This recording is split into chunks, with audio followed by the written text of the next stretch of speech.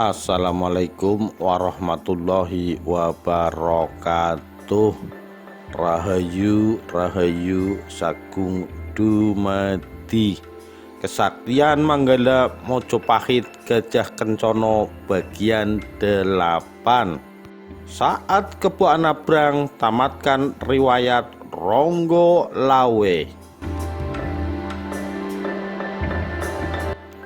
Setelah menerima laporan kekalahan Patih Nambi, Sang Prabu siapkan 10.000 prajurit, dipimpinnya sendiri menuju ke Tuban. Tiba di Padang Wirakrama, Sang Prabu mendapat laporan dari Telik Sandi yang habis menyusup ke daerah musuh bahwa Tuban telah siap melanjutkan peperangan. Pasukan Mojopahit yang dipimpin Nambi tercerai-berai sembunyi di desa-desa. Tak berapa lama, pasukan Tuban yang dipimpin Ronggo Lawe muncul hendak mengempur bala bantuan yang dipimpin Baginda. Ronggo Lawe mengendarai kuda nila ambar. Baginda termangu. Beliau menyadari betapa banyak korban yang akan jatuh dalam pertempuran itu. Melihat Sang Prabu gelisah, resah, lembu suara segera mohon izin untuk maju menyambut Ronggo Lawe. Baginda memberi izin. Ronggo Lawe segera dikepung dari 3 jurusan. Kebo Anabrang dari jurusan timur, Gagak Sarkara dari barat, dan Mayang Mekar dari utara. Namun Adipati Tuban itu sedikit pun tak gentar. Di antara ketiga senopati Mojopahit itu, ia memilih lawan Kebo Anabrang. Ia hendak melampiaskan dendam kepada Kebo Anabrang yang tempo hari berani menantangnya. Maka berhadapanlah kedua senopati Dikjaya itu. Lawe, menyerahlah. Mungkin Baginda berkenan melimpahkan ampunan kepadamu. Tetapi kalau engkau tetap membangkang, mayatmu pasti tak terkubur tanah, seru Kebo Anabrang. Jangan bermulut besar, Kebo Anabrang, sahut Ronggo Lawe. Di sini bukan tanah Melayu di mana engkau dapat memamerkan kesaktianmu, bukan pula Puro Mojopahit di mana engkau dapat membuka lebar mulutmu. Tetapi yang engkau pijak ini adalah bumi Tuban, tanah yang akan menjadi alas kuburmu. Kebo Anabrang hendak menjawab, tetapi tak sempat lagi. Karena Ronggo Lawe sudah menerjang dengan tombak lurus tertuju ke dadanya. Senopati Pamalayo itu cepat anjakan kudanya ke samping, lalu menangkis dengan trisula. Terdengar dering mengerincing dahsyat disertai hamburan bunga api. Ronggo Lawe dan Kebo Anabrang sama-sama terbeliak. Namun sesungguhnya Ronggo Lawe lebih kuat. Dia hanya tergetar tangannya dan mukanya merah sejenak lalu tenang kembali. Tetapi Kebo Anabrang merasakan sekujur lengan sampai ke bau bergetar keras dan melinu sampai ke ulu hati. Wajahnya merah padam sampai beberapa saat. Cepat sekali Ronggo Lawe sudah menyerang pula. Tombak dimainkan makin keras. Ujung tombaknya laksana ular memakut-makut ke tubuh lawan, mencari dan menyusup lubang pertahanan Kebo Anabrang. Diam-diam Senopati Pamalayo itu harus mengakui kegagahan lawan. Tiada lain jalan kecuali saat itu ia harus membentuk penjagaan diri yang ketat. Setelah tenaga lawan menurun, barulah ia akan mengadakan serangan balasan. Namun yang diharapkan Kebo Anabrang itu tak kunjung tiba. Makin lama Ronggo Lawe justru makin perkasa. Serangannya bertambah gencar. Bahkan dalam sebuah kesempatan, sekonyong-konyong Ronggo Lawe melancarkan siasat yang tak terduga-duga. Adipati Tuban itu ayunkan ujung tombak mengarah ke tenggorokan lawan. Pada saat Kebo Anabrang gentakan tombak untuk menangkis ke atas, tiba-tiba ia mengeluh kaget. Celaka, aku tertipu. Tombaknya menyiak angin karena ujung tombak lawan tiba-tiba lenyap. "Matilah engkau kebo!" teriak Ronggolawe seraya menombak perut lawan. Trak tring, Ronggolawe terperanjat karena ujung tombaknya menusuk benda keras di perut Kebo Anabrang. Cepat ia menyadari bahwa benda keras itu tentulah sabuk pending yang kepalanya terbuat daripada logam keras. Berkat kepala ikat pinggang itu, maka terhindarlah Kebo Anabrang dari kebinasaan yang mengerikan. Kebo Anabrang terkejut, rasa nyeri pada perutnya mengalirkan keringat dingin. Secepat mengetahui apa yang terjadi, secepat itu pula ia hantamkan pangkal tombaknya pada tombak lawan. Ronggolawe sangat gemar berkelahi. Dalam setiap pertempuran dengan musuh di medan perang, ia selalu mengingat-ingat tata kelahi yang diunjuk lawan. Dia ambil gerakan-gerakannya yang baik untuk memperkaya kepandaiannya bertempur. Demikian pada saat itu ia teringat akan gaya berkelahi dari seorang perwira Tartar yang ditempurnya dahulu. Hampir saja ia celaka apabila pada waktu itu ia tak cepat loncat menghindar. Kini siasat yang dimainkan perwira prajurit Tartar itu hendak ia cobakan pada Kebo Anabrang. Pada saat Kebo Anabrang menghantamkan pangkal tombaknya, sengaja Ronggolawe lepaskan tombaknya, lalu mencabut pedang dan secepat kilat ia menikam paha lawan. Kebo Anabrang benar-benar terkejut sekali. Untuk yang kedua kali ia menyadari bahwa ia termakan tipu siasat lawan. Namun kali ini ia tak sempat menangkis maupun menghindar. Dalam keadaan yang tak berdaya, ia masih berusaha untuk beranjak ke muka. Serempak dengan sakit akibat sekelumit daging pahanya terkupas, terdengarlah kudanya meringkik keras dan roboh. Kuda itu mati tertikam Ronggolawe. Untunglah luka di paha Kebo Anabrang itu hanya kecil. Anak prajurit dari pasukan Kebo Anabrang terkejut sekali ketika melihat senopatinya terjungkal dari kudanya yang tertikam mati oleh lawan. Dan lebih kaget pula tatkala melihat Ronggolawe hendak menyerang lagi. Karena jaraknya jauh, mereka tak sempat lagi untuk menyelamatkan senopatinya. Satu-satunya jalan yang dapat menolong Kebo Anabrang hanyalah menghujani anak panah pada Adipati Tuban. "Pengecut kamu Kebo Anabrang, keparat kamu, hai orang-orang Mojopahit!" Ronggolawe mendamprat seraya putar pedang untuk menghalau anak panah yang berhamburan seteras hujan mencurah.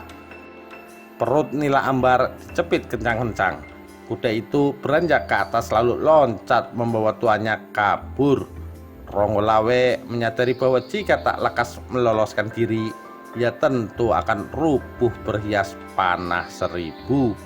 Ronggolawe kembali ke dalam pasukannya dengan disambut gembira dan dieluk-elukan oleh anak buah pasukan Tuban. Adalah Kebo Anabrang yang termenung maskul dalam pesanggerahan pasukan Mojopahit. Senopati Pamalayu itu kecewa, malu, geram dan marah atas kekalahan yang dideritanya hari itu. Ia malu menghadap Raja Kertarajasa. Tekadnya, sebelum membawa batang kepala Adipati Lawe, ia tak mau menghadap Baginda. Dan apabila gagal mengalahkan Lawe, lebih baik ia bunuh diri. Malam itu ia tak dapat tidur dan keluarlah ia dari pesanggerahan, berjalan-jalan di sepanjang tepi sungai Tambak Beras. Tiba-tiba ia teringat akan pesan mendiang gurunya bahwa apabila menghadapi persoalan yang sulit, supaya bersidikara atau bersemedi memohon berkah kepada dewata. Serentak timbullah hasratnya untuk melaksanakan pesan gurunya itu. Ia mencari sebuah tempat di bawah sebuah batu besar yang terletak di tepi sungai. Mulailah ia bersemedi, mengheningkan cipta, menghampakan pikiran, menunggalkan jiwa dan keakuan, mengembara ke alam Sonyarunyi laksana musafir mencari air dingin. Entah berapa lama ia terbenam dalam alam kehampaan yang luas, bebas tiada ujung pangkal itu. Tiba-tiba ia terkejut melihat secercah benda putih yang bersinar dan bergerak menghampiri. Makin dekat benda bersinar itu makin besar dan akhirnya pecah berhamburan, berubah menjadi sosok tubuh seorang kakek tua yang rambut, janggut, dan alisnya putih. "Siapa engkau, Eyang?" teriak Kebo Anabrang dalam nada suara dari alam bawah sadar. Kakek berpakaian putih itu menatapnya. "Aku adalah aku dalam ciptamu. Namaku pun dalam alam ciptamu. Sudahlah, apa yang engkau kehendaki?" Dalam keadaan sadar tak sadar, dicengkram alam bawah sadarnya, Kebo Anabrang tak dapat meraih makna ucapan orang tua aneh itu, kecuali pertanyaannya. Maka menjawablah ia, "Eyang, hamba mohon petunjuk dalam peperangan ini. Maksudmu untuk mengalahkan Ronggolawe?" Kebo Anabrang mengiyakan. "Ah, permohonanmu terlampau jauh jangkauannya. Itu melanggar garis pantangan Hyang Widi bila engkau memaksa ingin mengetahui tabir rahasia kodrat alam. Engkau mendahului kehendak yang menciptakan jagat." "Tapi Eyang, memang demikianlah suratan hidup hamba. Sebagai seorang senopati perang, hamba harus dapat mengalahkan musuh. Hamba tak sampai hati melihat darah ribuan prajurit Mojopahit mengalir ke sungai Tambak Beras ini. Usahakan segenap kekuatan dan kesaktianmu sebagai seorang senopati. Tetapi Eyang, musuh terlampau kuat, maka hamba terpaksa mohon petunjuk Eyang. Apakah engkau tetap berkeras hendak melanggar pantangan kodrat? Ada siku dendanya, Angger. Walaupun harus binasa, hamba tetap rela asal Ronggolawe lenyap dari bumi." Terdengar suara helaan nafas halus. "Baiklah, insan Mayapada diberi kebebasan berbuat menurut sekehendak hatinya, karena setiap gerak perbuatan itu sudah mengandung karma. Eyang akan memberi petunjuk kepadamu. Lihatlah kuku ibu jarimu. Engkau tentu melihat jelas apa yang harus engkau lakukan." Tergopoh, Kebo Anabrang melakukan perintah. "Bagaimana? Sudah jelas?" "Ya, Eyang. Tetapi ingatlah Kebo Anabrang, barang siapa berhutang harus membayar. Hamba rela menebus dengan jiwa." "Terima kasih, Eyang." Tiba-tiba Kebo Anabrang tersentak bangun dari persemediannya.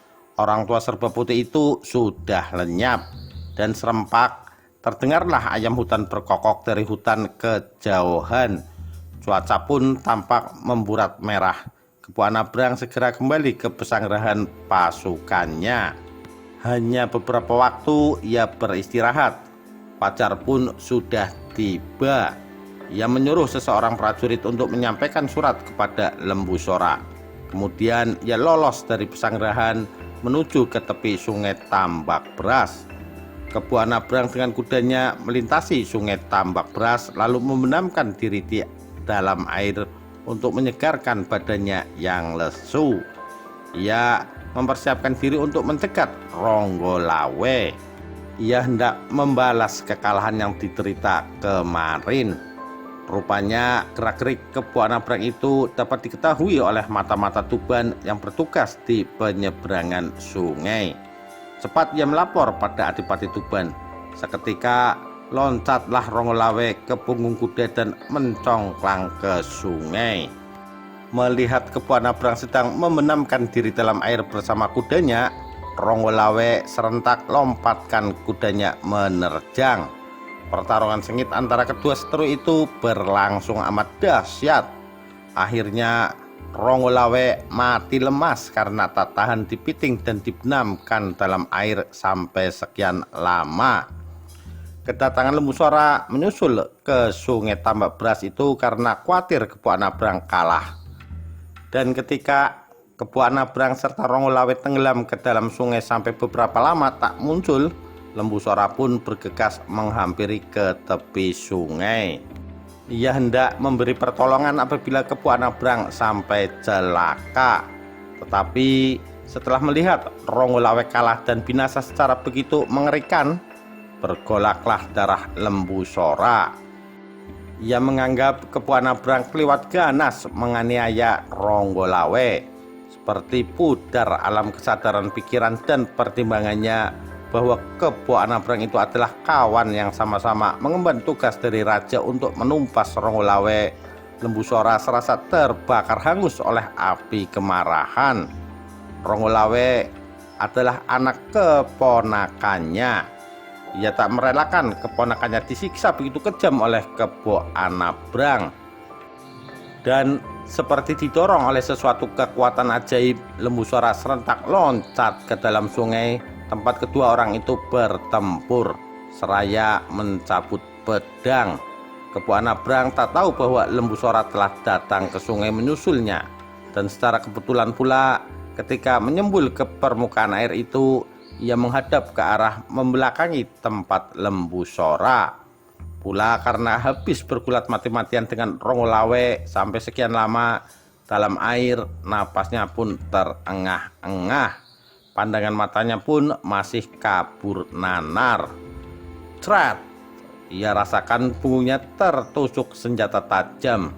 Karena sakit sekali, ia hendak menjerit, tetapi ternyata tak sempat lagi. Sebelum membuka mulut, ujung senjata itu telah menembus keluar dari dadanya, dan rubuhlah ia bersama Ronggolawe ke dalam air lagi.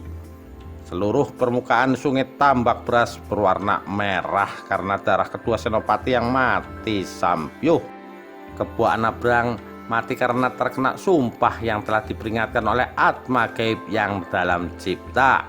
Persemediannya berupa seorang kakek tua berambut dan berpakaian serba putih. Setiap hutang harus dibayar. Hutang jiwa bayar jiwa. Ronggolawe mati karena membela suatu pendirian yang dianggapnya benar demi pengabdiannya kepada raja, dan Sungai Tambak Beraslah yang mendapat kehormatan menampung jenazah kedua putra terbaik dari Mojopahit itu. Jenazah Ronggolawe dan Kepu Anabrang diangkut ke Puro Mojopahit. Adipati Wiraraja yang diberitahukan lalu bersama Ki Ageng Palandongan, kedua istri Ronggolawe serta putranya Kuda Anjampiani segera bergegas menuju ke Mojopahit. Setelah Mertaraga dan Tirtawati melakukan upacara Belapati terjun dalam kancah api atau mati obong, maka Wiraraja dan Ki Ageng Palandongan pun kembali lagi ke Tuban. Sesuai dengan pesan Ronggolawe, maka Kuda Anjampiani diserahkan kepada eyangnya, Ki Ageng Palandongan. Setelah gugurnya Adipati Tuban, Senopati Ronggolawe, bagaimanakah nasib Kuda Anjampiani? Kita nantikan kisah selanjutnya di bagian berikutnya. Sekian, terima kasih. Wassalamualaikum warahmatullahi wabarakatuh. Rahayu, Rahayu Sagung Dumadi.